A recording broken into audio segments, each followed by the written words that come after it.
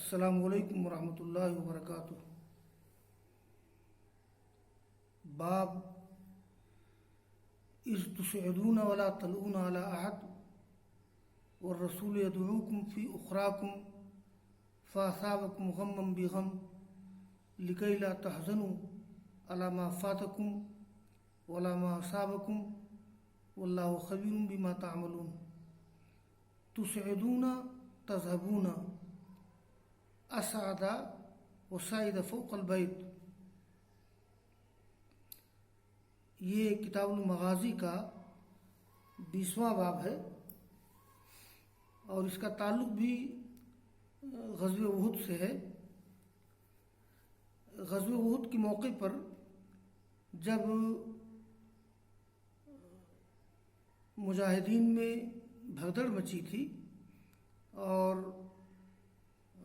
آگے سے کفار و مشرکین کی فوج اور پیچھے سے پہاڑ کے درے کے راستے سے خالد بن ولید نے حملہ کر دیا تھا، تو بہت ہی افراتفری مچ گئی تھی مسلمان فوجیوں میں۔ قرآن میں اسی کا ذکر کیا گیا ہے اور یہ سورہ آل عمران کی آیت نمبر 153 ہے۔ اللہ نے فرمایا، یاد کرو جب تم لوگ جا رہے تھے پہاڑ کے اوپر، جب تم لوگ چلے جا رہے تھے چڑھتے ہوئے اور کسی کے اوپر توجہ نہیں دے رہے تھے اور کسی زبردست حملے میں اس طرح کی افراتفری فطری بات ہے۔ والرسول یدعوکم فی اخراکم یعنی فی طائفۃ اخری لکم، اور رسول تم کو آواز دے رہے ہیں تم لوگوں کی پچھلی جماعت میں، پچھلے لوگوں میں، تو فاصابکم غم بغم، تو اللہ تعالیٰ نے تم کو دیا غم پر غم، لکی لا تحزنوا علی ما فاتکم، تاکہ تم کو ملال نہ ہو اس چیز پر جو فوت ہو جائے یا جو فوت ہو گئی، نہ اس چیز پر جو تم کو پہنچی۔ اللہ تعالیٰ باخبر ہے جو تم کر رہے ہو۔ یہاں جو آیت کریمہ میں آیا ہوا ہے فَأَصَابَكُمْ غَمًّا بِغَمٍّ، یہ تو میں نے بتایا کہ اِذْ تُسْعِدُونَ وَلَا تَلُونَ عَلَىٰ أَحَدٍ، تو اس کا تعلق وہی غزوہ احد کی اس نازک صورتحال سے ہے جب مسلمانوں میں بھگدڑ مچ گئی تھی، افراتفری کا عالم تھا اور کچھ صحابہ کرام کے علاوہ سب لوگ ادھر ادھر بھاگ گئے تھے۔ آپ آواز دے رہے تھے فَأَصَابَكُمْ غَمًّا بِغَمٍّ، اللہ نے تم کو بدلے میں کیا دیا؟ غم پر غم۔ اس میں 2 غم کا ذکر ہے۔ ایک غم تو یہ تھا کہ جب لوگوں نے یہ سنا کہ رسول اللہ صلی اللہ علیہ وسلم قتل کر دیے گئے ہیں، ایک غم تو یہ تھا، اور دوسرا غم یہ تھا کہ جب یہ اللہ کے رسول کی طرف بڑھے تھے کفار و مشرکین اور لوگ پہاڑوں پر چڑھ گئے تھے، تو کچھ لوگوں نے آپس میں یاد کیا ان صحابہ کرام کو جو قتل کر دیے گئے تھے، تو مزید غم ہوا۔ تو گویا ایک غم رسول اللہ صلی اللہ علیہ وسلم کے قتل کیے جانے کی خبر کا، اور دوسرا غم ان مسلمان مجاہدین کے قتل کیے جانے کا۔ اس طرح سے غم پر غم طاری ہو، غم بالائے غم، غم پر غم طاری ہو گیا۔ اسی کے اس میں ذکر ہے لِكَيْ لَا تَحْزَنُوا عَلَىٰ مَا فَاتَكُمْ، یہ جو لوگوں کو غم ہوا، بھئی ظاہر سی بات ہے کہ رسول اللہ صلی اللہ علیہ وسلم کے قتل کی خبر کا غم اور صحابہ کرام کے قتل کیے جانے کا غم، اس غم نے بھلا دیا جو مال غنیمت ان سے فوت ہو گیا اور جو لاحق ہوا ان کو، لِكَيْ لَا تَحْزَنُوا، تاکہ تم کو ملال نہ ہو جو مال غنیمت تم سے فوت ہو گیا۔ یعنی غم پر غم طاری ہے، اب تمہیں مال غنیمت کی فکر ختم ہو گئی، اور نہ اس چیز پر جو تم کو پہنچی، یعنی زخم اور قتل اپنے بھائیوں کا۔ آگے امام بخاری کہتے ہیں یہ تسعدون، امام بخاری رحمہ اللہ کبھی کبھی الفاظ کا حل بھی کرتے ہیں، تو تسعدون تذہبون کے معنی میں ہے۔ اصل میں ایک فرق یہ ہے، ایک ہے سعیدہ یسعد صعودا، ایک ہے یعنی یہ ثلاثی مجرد سے ہے، اور ایک ثلاثی مزید باب فعل سے ہے، اسعد یسعد اسعادا۔ تو یہ اشارہ امام بخاری نے کیا کہ فرق ہے ثلاثی اور رباعی میں۔ اگر ثلاثی سے آئے گا تو اس کا معنی ہو جائے گا ارتفاع البیت، کسی گھر پر چڑھنا، اور رباعی اگر ہے یعنی باب فعل سے تو ذہبہ کے معنی میں ہے۔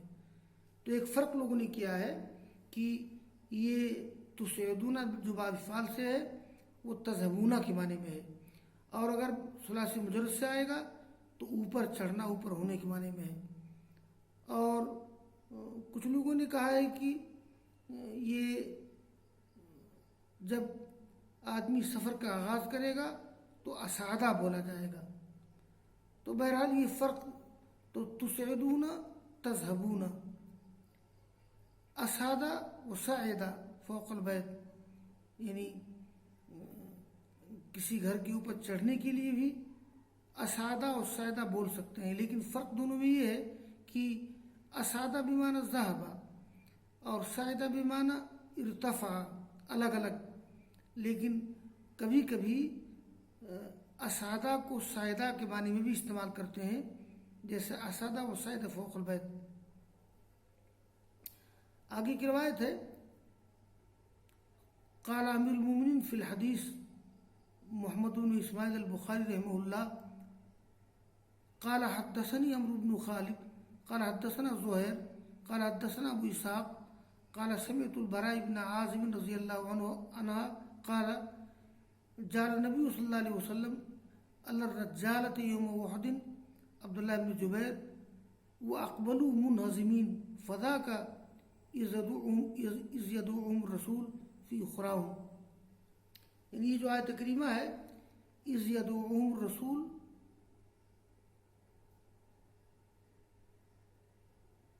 یہ فی اخراهم اس کا تعلق کس سے ہے؟ تو براء بن عازب کہتے ہیں کہ رسول اللہ صلی اللہ علیہ وسلم نے پیدل والے دستے پر مقرر کیا تھا غزوہ احد کے دن عبداللہ بن جبیر کو۔ اس سے مراد وہ دستہ ہے جو فوج کے پیچھے دونوں پہاڑوں کے بیچ میں درہ ہے، راستے کا آنے کا راستہ ہے، تو اس پر مقرر کر دیا تھا آپ نے عبداللہ بن جبیر کو۔ وہ اقبلوا منہزمین، اور آئے وہ شکست خوردہ۔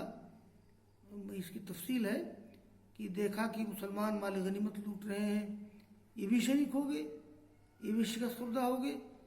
فذالک، تو یہ ہے جس کا ذکر اس آیت میں ہے کہ جب رسول تم کو بلا رہے تھے،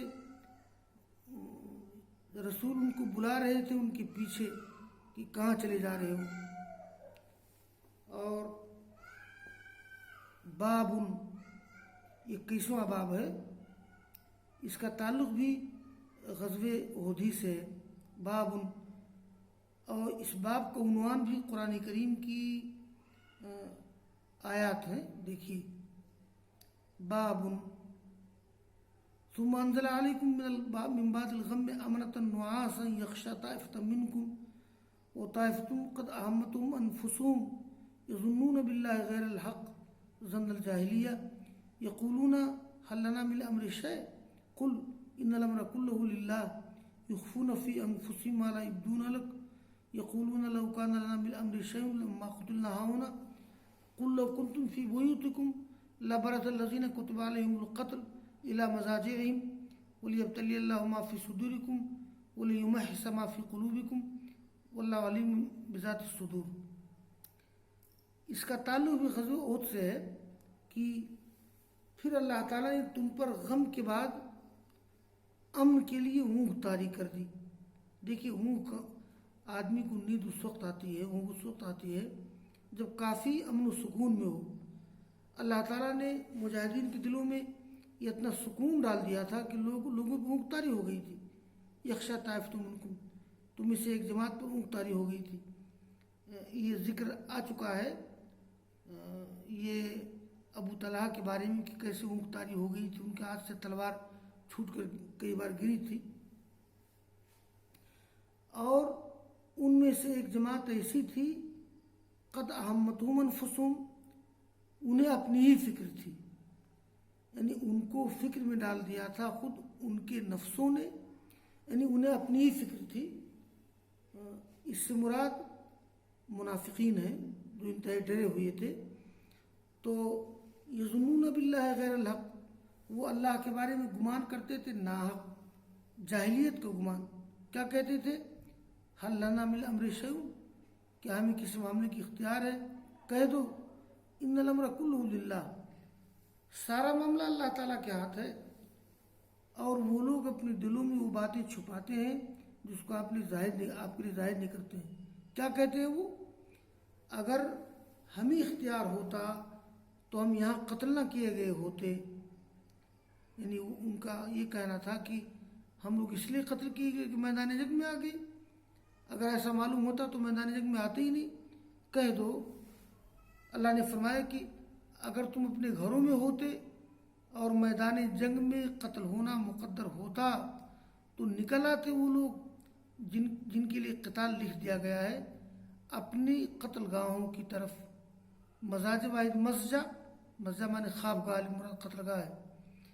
وَلِيَبْتَلِيَ اللَّهُ مَا فِي صُدُورِكُمْ، اور اللہ نے ایسا اس لیے کیا تاکہ اللہ تعالیٰ آزمائے جو تمہارے سینوں میں ہے. وَلِيُمَحِّصَ مَا فِي قُلُوبِكُمْ، اور خالص کر دے یا صاف کر دے اس چیز کو جو تمہارے دلوں میں ہے. یعنی یہ جو حالات پیش آتے ہیں، فتح کبھی شکست، کبھی غم، کبھی کچھ، تو اس کا مقصد دلوں کی تطہیر ہے. اللہ تعالیٰ جانتا ہے سینے کی باتوں کو. اور اس باب کے تعلق سے اللہ تعالیٰ نے امام مسلم نے ایک حدیث نقل کی ہے.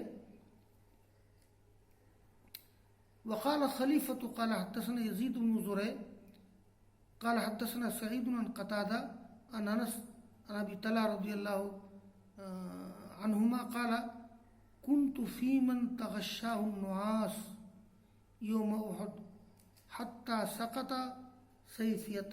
سيفي من يدي مرارا يسقط وآخذه ويسقط فآخذه.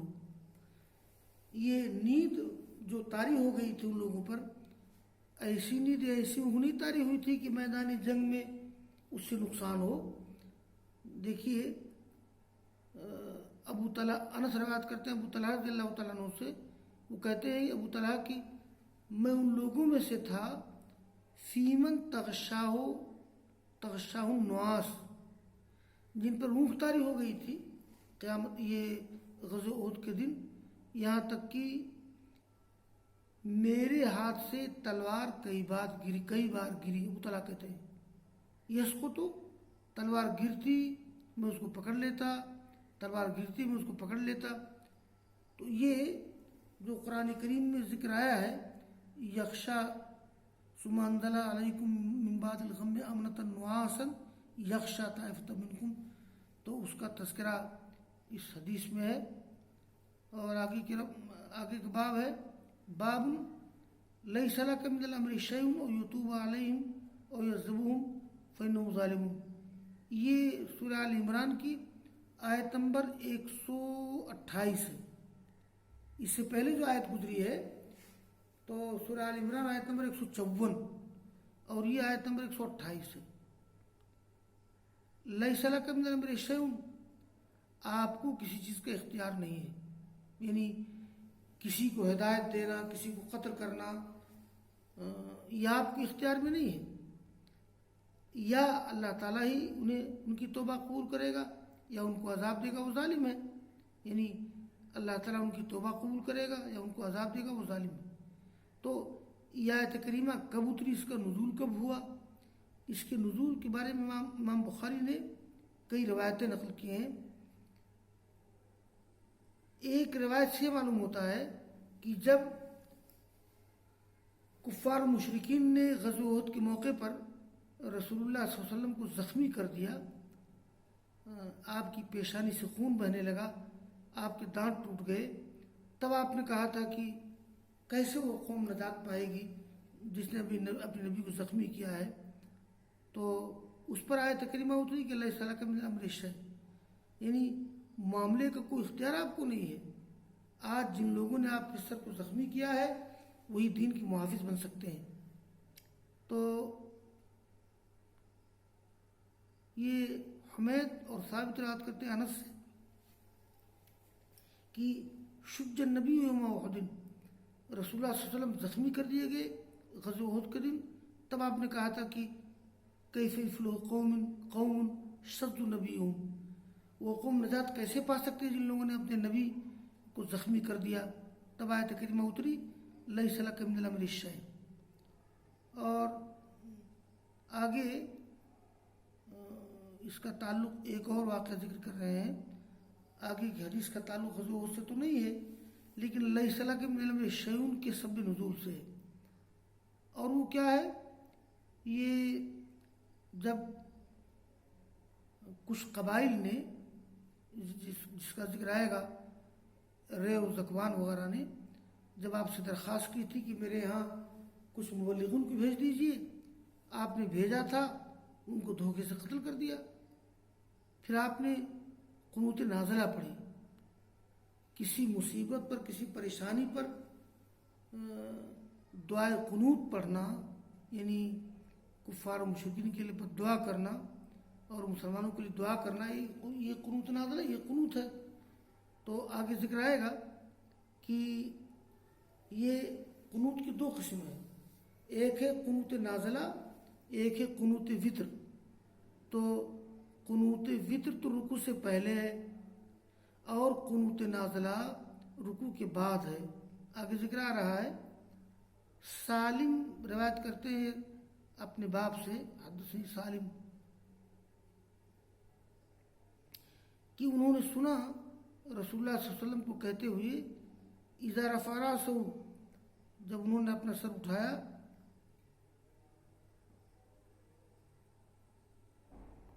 رکوع سے، آخر رکعت کے رکوع سے جب آپ نے سر اٹھایا فجر کی نماز میں، تو آپ کیا یہ رکوع کے بعد آپ دعا پڑھ رہے تھے، وہی دعا قنوت نازلہ، اے اللہ تو لعنت بھیج فلاں اور فلاں اور فلاں پر۔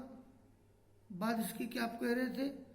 سمع اللہ لمن حمدہ، یعنی سمع اللہ لمن حمدہ کے بعد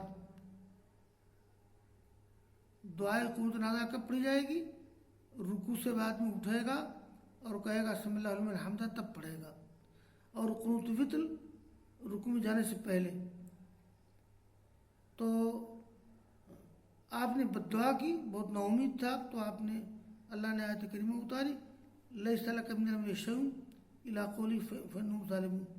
وہ اس ٹکڑے کا نزول اس موقع پر ہوا ہے جب کچھ لوگوں نے آپ کے صحابہ کرام کو قتل کر دیا تھا۔ تو یہ بھی ہو سکتا ہے سبب نزول، یا یہ جو یہ کہا کہ یہ آیت کریمہ اس موقع پر اتری ہے، تو ہو سکتا ہے کہ اصلاً اس کا نزول غزوہ احد کے موقع پر ہوا ہو، لیکن اس آیت کریمہ کے حکم کو منطبق کرتے ہوئے یہ عبداللہ بن عمر نے کہہ دیا کہ اس کا نزول اسی کے بارے میں ہوا ہے۔ کبھی کبھی ایسا بھی ہوتا ہے کہ کوئی آیت کریمہ پہلے نازل ہو چکی ہے اور جس ایک واقعہ پیش آیا اور اس واقعے پر وہ آیت کریمہ منطبق ہے، تو صحابہ کرام بول دیتے تھے کہ یہ آیت کریمہ اسی کے بارے میں اتری ہے، مطلب اس آیت کریمہ کے حکم کو اس پر منطبق کر سکتے ہیں۔ دیکھیے، اللہم العن فلان و فلان و فلان بعد ما یقول سمع اللہ لمن حمدہ ربنا ولک الحمد، تو آیت کریمہ اتری لیس لک من الامر شیء الی قولی فانہم ظالمون تک۔ اور آگے کی روایت ہے، آگے کی روایت مرسل ہے۔ آگے روایت سے معلوم ہوتا ہے کہ آپ نے 3 لوگوں پر بد دعا کی تھی، تو اس کے بعد آیت اتری تھی۔ رسول اللہ صلی اللہ علیہ وسلم بد دعا کر رہے تھے صفوان، سہیل، حارث بن ہشام پر۔ یہ تینوں لوگ ہیں، دیکھیے، ان ہؤلاء الثلاثہ قد اسلموا یوم الفتح ولعل هذا هو السر في نزول قوله تعالی لیس لک من امر شیء۔ یعنی دیکھیے، آپ نے ان دونوں پر لعنت بھیجی، بد دعا کی ان کے لیے، لیکن اللہ کی مہربانی دیکھی کہ یہ تینوں مسلمان ہو گئے تھے غزوہ فتح مکہ کے موقع پر، تبھی آیت اتری تھی لیس لک من الامر شیء۔ کسی معاملے کے اختیار آپ کو نہیں ہے، اللہ جب چاہے کسی کو ہدایت دے دے، کسی کو گمراہ کر دے، پوری آیت۔ تو یہ جو وہاں حنظلہ لکھا ہوا ہے، اس کا یہ معطوف ہے اخبرنا معمر پر۔ اخبرنا معمر الزہلی اور اخبرنا معمر ان حذیفہ، یہ معطوف ہے اخبرنا معمر پر۔ تو